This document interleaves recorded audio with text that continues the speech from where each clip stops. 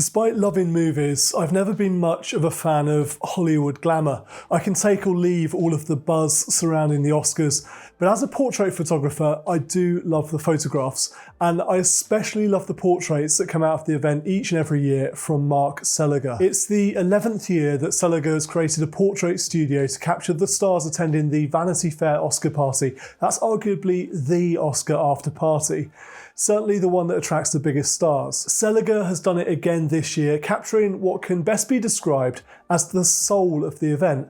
Not the glitzy red carpet paparazzi shots, although those are quite fun too, but a more considered look at the A-listers and the actors as they transition from public event to private after party. As a portrait photographer, I've long been in awe of Seliger's work, not just for his skill behind the lens, but the vision of his set building.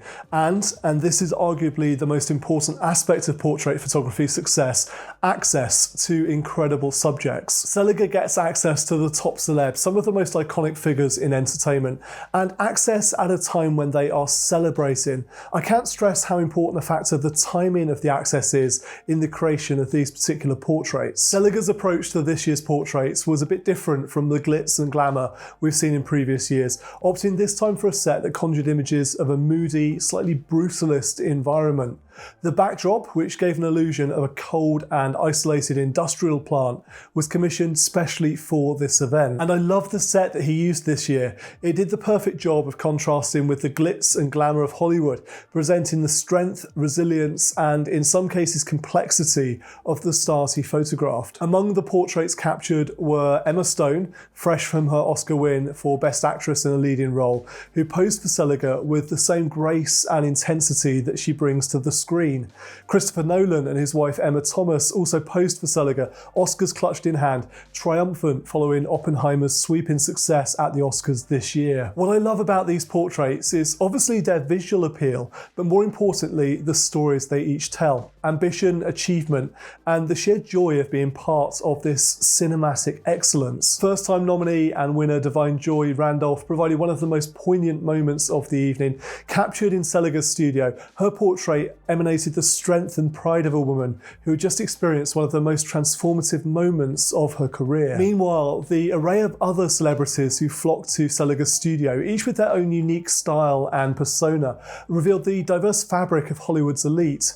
Anya Taylor-Joy, Mark Ruffalo, Sydney Sweeney and Coleman Domingo, among others, they each contributed to the night's mosaic of glamour and poise. What can we learn about photography from these portraits? Well, great portrait photography is a melting pot. It's about the caliber of the subjects, sure, but also that fleeting intimacy that Seliger's able to capture during the whirlwind of the Hollywood year's biggest celebration. These are ephemeral moments, but through Seliger's lens, they are immortalised, and they give us a glimpse into the soul of the celebrated and also the celebration itself. And I believe that's the power of photography right there. Okay, so I'm slightly jealous of the access that Seliger has to his subjects.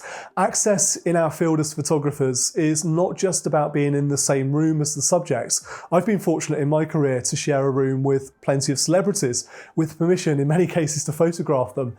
But there's a difference between being there, being in the same room, and being present in a moment of vulnerability or celebration or even introspection. Seliger's portraits from the Vanity Fair Oscar Party reminded me that great portrait photography is about more than technical skills, lighting, cameras, lenses, set design. It's about creative vision, and above all, it's about the ability to connect with your subjects, the ability to see beyond a facade and capture a moment that's in equal parts intimate and grandiose. His work, especially at the Oscars, demonstrates that access, along with artistic insight, can lead to portraits that capture a moment in history.